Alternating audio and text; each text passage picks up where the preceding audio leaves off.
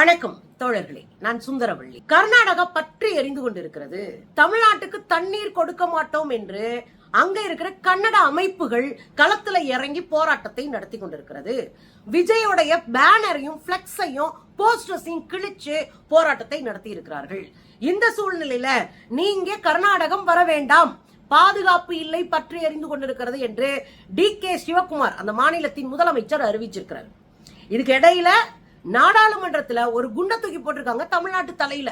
என்ன நடக்குது தோழர்களே? காவிரி பிரச்சனை குறித்து டீடைலா நல்லா பேசணும். அவ்வளவு சாதாரண பிரச்சனை கிடையாது. ஒரு 250 ஆண்டு கால போராட்ட வரலாறு அது. நமக்கான உரிமையை போராடி போராடி நம்ம பெற்று இருக்கிறோம். இந்த சூழ்நிலையில நம்ம ஐயா விஜய் அவர்கள் கர்நாடகம் போறாரு இல்லையா, அதுக்கு வர வேண்டாம் அப்படின்னு அந்த முதலமைச்சர் சொல்லிட்டாரு. நான் அப்படி டப்புன்னு வர வேண்டாம்னு சொல்லிட்டீங்க அப்படின்னு. காரணம் என்ன அப்படின்னா, இங்க உங்களுக்கு அச்சுறுத்தல் இருக்கு. நீங்க கர்நாடகத்துக்குள்ள உங்களுக்கு எதிர்ப்பு அதிகமா இருக்கு. ஏற்கனவே அங்க பேனரையும் பிளக்ஸையும் கிழிச்சிட்டு இருக்கான், நீங்க உள்ள வராதீங்க அப்படின்னு ஒரு தகவலை அறிக்கையை வெளியிட்டாச்சு. இப்ப விஜய் அவர்கள் 3ஆம் தேதி போக முடியாது. ஏன்னா அந்த அரசே வராதீங்கன்னு சொல்லிட்டாங்க. வராதீங்கன்னு சும்மா சொல்றது மட்டும் இல்ல, தமிழ்நாட்டுக்கு தர வேண்டிய தண்ணீரை எங்களால் தர இயலாது, தர முடியாதுன்ட்டாங்க. எங்களுக்கு குடிக்கவே தண்ணீர் இல்லை, நாங்க எப்படி உங்களுக்கு கொடுப்போம்?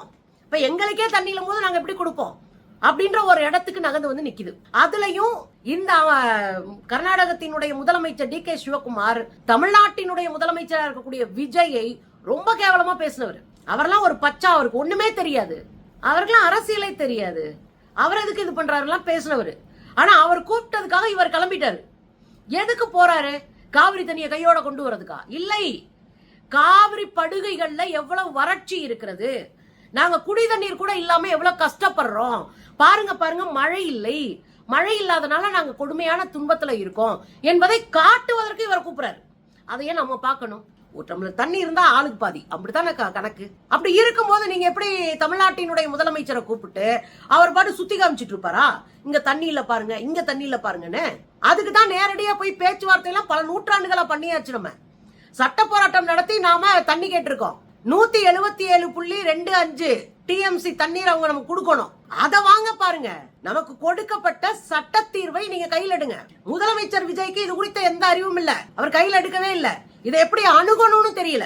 இதுக்கு முன்னாடி 5 வருஷம் ஆட்சி செஞ்சிருக்கிறார் ஸ்டாலின் அவர்கள். ஸ்டாலின் அவர்கள் என்ன பண்ணாரு? இந்தியா கூட்டணியில இருக்கும், இந்த 2 மாநிலத்துக்கும் பிரச்சனை இருக்கு, இதை இப்படி அணுகக்கூடாதுன்னு சட்ட ரீதியாக அணுகினாரு.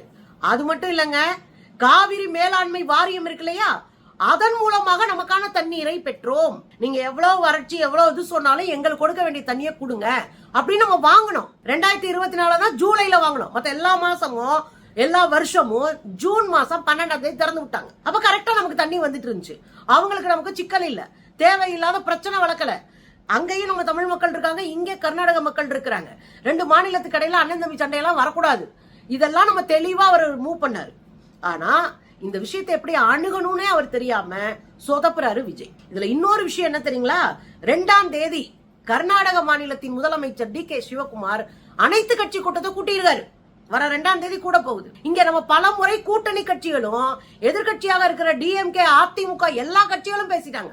உடனடியாக ஒரு அனைத்து கட்சி கூட்டத்தை கூட்டுங்கள், நாம அதுல பேசி ஒரு முடிவெடுப்போம் அப்படின்னு. இப்ப நான் காலையிலே சொன்னேன், இவருக்கு காவிரி நீர், காவிரி மேலாண்மை, காவிரி ஆணையம் அது ஒண்ணுமே தெரியாதுன்னு வச்சுக்கோங்களேன். அது பிரச்சனை இல்லை, கத்துக்கவாத முயற்சி பண்ணுங்க. அனைத்து கட்சி கூட்டத்தை கூட்டி இங்க என்ன மாதிரி நம்ம முடிவெடுக்கிறோமோ அந்த முடிவை அறிவிச்சுட்டு போங்க. அந்த அளவுக்கு செஞ்சாலே போதும்ல. அனைத்து கட்சி கூட்டம் கூட்டி விவாதிச்சு அதுல நம்ம பக்கம் ஸ்ட்ராங்கா நம்ம தண்ணீர் வாங்குறதுக்கு என்னென்ன வழி இருக்குன்றத நம்ம பேசுவோம். பேசி இங்க ஒரு முடிவெடுக்கலாம்ல. அதையும் விஜய் அவர்கள் செய்யல. வெறும் ரீல்ஸ்ல முடிச்சிடலாம்னு நம்புறாரு. அது தமிழ்நாட்டை மொத்தமா சீரழிச்சிரும்னு அவருக்கு தெரியல. ஏன்னா அவர் பாதிக்கப்பட போறது கிடையாது. விஜயனுடைய ஆட்சியில பாதிக்கப்பட போறது உழைக்கிற மக்கள், பெரிய பொருளாதாரமற்ற மக்கள், பெண்கள், குழந்தைகள். பணக்காரங்க யாரும் பாதிக்கப்பட போறது கிடையாது. விஜயும் பாதிக்கப்பட மாட்டாரு, அங்க இருக்கிற அமைச்சர்களும் பாதிக்கப்பட மாட்டாங்க. இங்க உழைக்கிற மக்கள் காலி ஆயிடுவாங்க. அதனால கவனமா முடிவெடுக்கணும் அரசு. ஆனா அங்க முடிவெடுக்கிறாங்க தெளிவா, நம்ம ஊர்ல முடிவெடுக்கவே முடியாம முழிச்சிட்டு இருக்கிறாங்க. இந்த சூழ்நிலையில தான் 2 நாளாவே கடுமையான போராட்டம் கர்நாடகத்தில் நடக்குது. நேத்து விஜய் சேனா என்கிற ஒரு அமைப்பு, கன்னட அமைப்பு, இன்னைக்கு கன்னட ரட்சண வேதிக்கை, இந்த அமைப்பு எப்போதுமே போராடும் தமிழ்நாட்டை. கன்னட ரட்சண வேதிக்கை என்ற ஒரு அமைப்பு கடுமையான போராட்டத்தை இன்னைக்கு செஞ்சிருக்கிறாங்க. நேத்தும் விஜய் அவர்களுடைய போஸ்டர்ஸ் எல்லாத்தையும் கிழிச்சிருக்கிறாங்க. விஜய் சேனான்ற ஒரு அமைப்பு, இந்த அமைப்பும் கன்னட வேதிகா அமைப்பும் கடுமையாக தியேட்டருக்குள்ள நுழைஞ்சு பிளெக்ஸ கிழிச்சு, போஸ்டர்ஸ கிழிச்சு, விஜய் படத்தை கிழிச்சு எல்லா வேலையும் பார்த்திருக்கிறாங்க. கொடத்தை வச்சுட்டு கடுமையான போராட்டம் நடத்தி அவங்க என்ன கோஷம் போட்டாங்க தெரியுமா? நமது நமது காவிரி நமது, எங்களுடைய காவிரி, நான் ஏன் உனக்கு தண்ணி தரணும்ன்றதா அவங்களுடைய கோஷமே. காவிரி எங்களுடையது, நாங்கள் உங்களுக்கு தண்ணி தர மாட்டோம். மேகதாது அணையை கட்ட விடாம தடுப்போன்றதெல்லாம் கனவுல வச்சுக்கோங்க. நாங்க மேகதாது அணையை கட்டி முடிப்போம் அப்படின்னு தெளிவா கோஷம் போட்டு அரெஸ்ட் ஆயிருக்கிறாங்க. பாருங்க.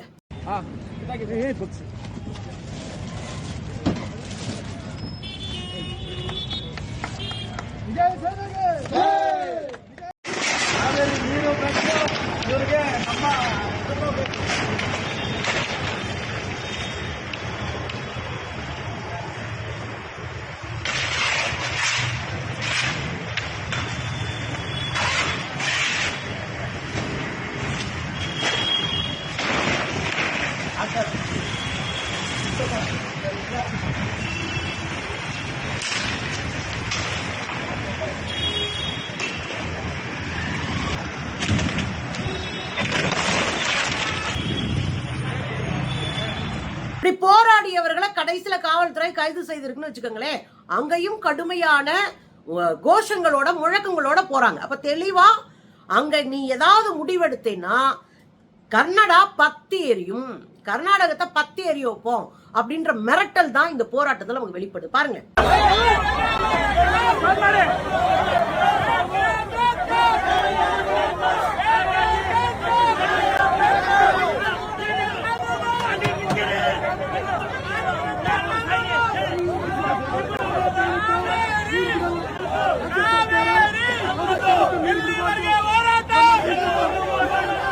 ஏற்கனவே நேத்தே ஒரு உத்தரவை போட்டிருக்கு காவிரி நீர் மேலாண்மை வாரியம். அந்த உத்தரவுல நமக்கு 4 டிஎம்சி தனியாவது கொடுங்க. அங்க பயிர் பச்சை எல்லாம் காஞ்சி போச்சு, அவங்கள காப்பாத்தணும்னா 4 டிஎம்சி தண்ணீர் அவங்களுக்கு கொடுக்க வேண்டிய உரிமையை கொடுங்க அப்படின்னு நேத்தும் போட்டிருக்காங்க. ஆனா இன்னைக்கு காலையில கொடுக்க முடியாது. இதுக்கு இடையில ஐயா விஜய் அவர்கள் மோடி 56 இன்ச் மோடி அவர்களுக்கு கடிதம் எழுதுறாரு. நீங்க தலையிட்டு இந்த பிரச்சனையை தீர்த்து வைக்க வேண்டும். யாரும் மோடி வந்து தீர்ப்பாராம். பிரச்சனைக்கு காரணமே மோடி தானங்க. நீர் ஆதாரங்களை எல்லாம் ஒன்றிய அரசின் கையில வச்சுக்கிட்டு தெற்கு இருக்கிற மாநிலங்களை எல்லாம் ஒருத்தனை அடிக்க விட்டு ஒரு தண்ணீர் பஞ்சத்தை உண்டாக்கி, உணவு பஞ்சத்தை உண்டாக்கி, தென் மாநிலங்களை எல்லாம் பழிவாங்கி இதை தன் கட்டுப்பாட்டுக்குள் கொண்டு வர வேண்டும். இதுதான் RSS பாஜக சங்க பரிவார் கும்பலினுடைய வேலை அஜெண்டா. அதுக்குதான் பயங்கரமான வேலை செஞ்சாங்க. காவிரி மேலாண்மை வாரியத்தை அமைச்சிருக்கிறாங்க. தொடர்ந்து தென் மாநிலங்களுக்குள்ள தண்ணீர் பஞ்சத்தை உருவாக்கி தண்ணிய வச்சு ஒரு சண்டைய மூட்டி நாம பக்கத்துல இருக்கிற மாநிலங்கள்லாம் அடிச்சுக்கிட்டு சாகணும்ன்றது அவங்களுடைய ரொம்ப கவனமா போட்ட ஒரு அஜெண்டா. இதை நான் ஏன் இதை சொல்றேன், நீங்க கூட நினைப்பீங்க நாங்க மோடி கடிதம் எழுதுனா தப்பு, அவர் தானே பிரதமரா இருக்காரு, அவர் தானே எல்லாத்தையும் செய்ய முடியும். ஏங்க அந்த மேகதாது அணை பிரச்சனையே பெருசாக்குனதே மோடி குரூப் தான். நீர்வளத்துறை அமைச்சரா அன்னைக்கு மேல உட்கார்ந்துகிட்டு நீங்க எங்களுக்கு வரைவு அறிக்கையை கொடுங்க, எப்படி மேகதாது அணையை கட்ட போறீங்கன்னு வரைவு அறிக்கை கொடுக்கன்னு கேட்டது யாரு? மோடி அரசு. மேகதாது அணையை கட்டுவதற்கு வரைவு அறிக்கையை வாங்கிட்டு அதை இன்னும் விளக்கமா கொடுங்க, இன்னும் விரிவா கொடுங்கன்னு வாங்கினது யாரு? மோடி அரசு. இன்றைக்கு நாடாளுமன்றத்துல ஒரு கேள்விக்கு பதில் சொல்லப்பட்டிருக்கு. அன்புமணி ராமதாஸ் அவர்கள் காவிரி நீர் குறித்து ஒரு கேள்வியை எழுப்புறார். எங்களுக்கு காவிரி தண்ணி குடுப்பீங்களா கொடுக்க மாட்டீங்களா?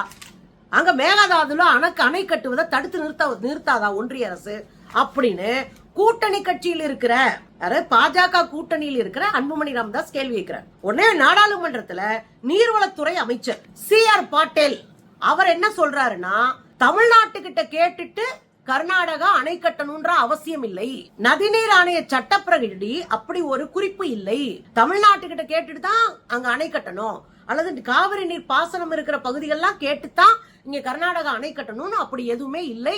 சட்டத்துல ரூல்ஸ்ல 2018 வந்த ரூல்ஸ்ல இல்லைன்ற. என்ன செய்வோம் நம்ம? ஒன்றிய அரசு மோடி அரசு திட்டமிட்டு தமிழ்நாட்டை வஞ்சிக்குது. தமிழர்கள் எங்களுக்கு ஓட்டு போட மாட்டேன், உனக்கு ஏன் தண்ணி? இதனுடைய பின்விளைவுகள் என்ன தெரியுங்களா? ஏற்கனவே பாஜக அங்க ஆட்சியில் இருக்கும் போதுதான் தமிழ்நாட்டுக்கு கொடுக்கப்பட்ட காவிரி தண்ணீரில் கழிவு நீரை கலந்தார்கள். ஆன்லைன்ல போய் செக் பண்ணுங்க. ஆன்லைன்ல செக் பண்ணுங்க. கழிவு நீரை கலந்து கொடுத்தாங்க. அங்க நடந்த சட்டமன்ற கூட்டத்தொடர்ல பாஜகவினுடைய நீர்வளத்துறை அமைச்சர் கர்நாடகத்துல, அப்போ அவர் சொன்ன பேட்டி, அவர் அங்க பேசின பேச்சு இருக்கு, செக் பண்ணீங்கன்னா உங்க கையில கிடைக்கும். அப்ப நம்ம குடுக்கிற தண்ணீர்ல கழிவு நீரை கலந்து கொடுத்த கும்பல் அது பாஜக கும்பல். அப்ப நீங்க மோடிக்கு கடிதம் எழுதுனா தீர்வு இல்லை, நாம சட்டப்படி இதை அணுக வேண்டும், இல்லன்னா நம்மள காலி பண்ணி போங்கன்னு அனுப்பிடுவாங்க. சோ இதனுடைய சூழல் இப்படி போச்சுன்னா என்ன நிலைமை இருக்கும்? தஞ்சை டெல்டா பகுதியில முப்போக விளையிற பகுதி, இப்ப 2 போகங்கள் கூட விளைய வைக்க முடியல அந்த மக்களுக்கு. காரணம் நீர் பற்றாக்குறை, குடிநீர் பற்றாக்குறை. இது என்ன எந்த இடத்துல கொண்டு போய் நிப்பாட்டும்? உணவு உற்பத்தி செய்யறது தடைப்பட்டுச்சுன்னா, அந்த உணவு உற்பத்தி செய்யாம போயிட்டாங்கன்னா உணவு பஞ்சம் ஏற்படும். இப்ப நமக்கு அரிசி பருப்பு ஏற்கனவே ஒரு 25 கிலோ மூட்டையை தூக்கணும்னா 200 ரூபாயில இருந்து 350 ரூபாய் வரைக்கும் கூடி போயிருக்கு இப்பயே போறனால. இனி விவசாயமும் இல்ல அப்படின்னா சோத்துக்கு எங்க போறது? அங்க விளையிற நெல்லத்தானே வாங்கி அரைச்சு ரேஷன் கடையில நம்ம மக்களுக்கு கொடுக்குறாங்க, மானிய விலையில அரிசி கொடுக்குறாங்க, ஃப்ரீ அரிசி கொடுக்குறாங்க. இப்ப இதெல்லாம் நம்ம எங்க போய் சொல்றது? அப்போ உணவு உற்பத்தி நிறுத்தப்படும், குடிதண்ணீர் பஞ்சம் வரும், இங்க மக்கள் கையேந்திர ஒரு சூழலுக்கு தமிழ்நாடு வரப்போகுது. இதை நீங்க சாதாரணமா அணுகிட்டு இருந்தீங்கன்னா தமிழ்நாடு இன்னும் ஒரு 2-3 வருடங்கள்ல கொடூரமான பஞ்சத்துக்கு போகும். இதெல்லாம் உணர்ந்துகிட்டு தான் நாம கர்நாடக அரசை நிர்பந்தித்து தண்ணியை வாங்கணும். நம்ம அங்க சுற்றுலாக்கெல்லாம் போக வேண்டிய அவசியமே கிடையாது. உடனடியாக இங்க இருக்கிற அனைத்து கட்சி கூட்டத்தை கூட்டி ஒரு முத்த முடிவாக ஒரு இறுதி முடிவெடுத்து அதை இம்ப்ளிமெண்ட் பண்ணணும். நமக்கு தண்ணி கொடுக்க மாட்டேன்னு சொன்னா காவிரி மேலாண்மை வாரியத்துல நம்ம புகார் பண்ணணும், தண்ணிய வாங்கணும். இதுதான் ஒரே தீர்வு. அங்க கன்னடர்கள் உங்களை அடிக்கிறாங்க, உங்க படத்தை பிடிக்கிறாங்க, உங்க பிளெக்ஸ உடைக்கிறாங்கன்றதுக்காக நாங்க காவிரி நீரை விட்டு கொடுத்துட்டு வேடிக்கை பார்க்க முடியாது.